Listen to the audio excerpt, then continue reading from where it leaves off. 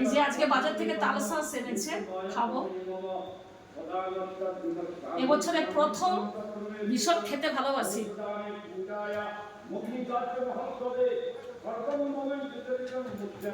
আর বেশ নরম আছে তালশাঁস গুলো।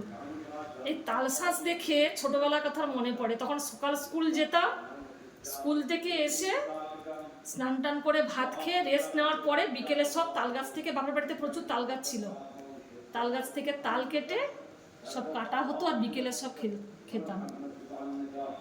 আর এখন টাউনে এসে তালশাঁস কিনে খাচ্ছি, ভাবলে অবাক লাগে। বেশ নরম আছে, এটাও বেশ নরম আছে।